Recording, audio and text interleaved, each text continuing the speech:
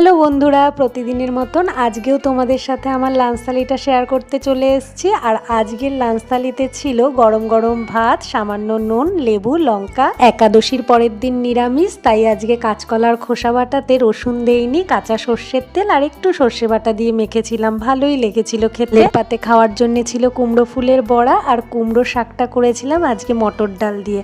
দেখো আমি কিছুটা মটর ডাল না সেদ্ধ করা আর কি রেখে দিয়েছিলাম, যাতে আমি ওটা পরে দিতে পারি। আর এরকম করে করলে খুব ভালো লাগে খেতে। এরমভাবে ডালটা দেওয়াতে ডালের টেস্টটাই কিন্তু অন্যরকম হয়। একবার করে খেয়ে দেখো এইভাবে, অবশ্যই ভালো লাগবে। আর আজকে করেছিলাম ফুলকপি দিয়ে পনির দিয়ে একটা রসা মতন, এটাও খেতে খুব ভালো হয়েছিল। খুব কম তেল মশলায় করেছিলাম, কিন্তু খেতে খুব ভালো হয়েছিল। আর জলপাইয়ের চাটনি ছিল আর একটু স্যালাড ছিল আর 1 গ্লাস জল তো আছেই। আমার থালিটা কীরকম লাগলো অবশ্যই কিন্তু কমেন্ট করে জানিও। ভালো লাগলে লাইক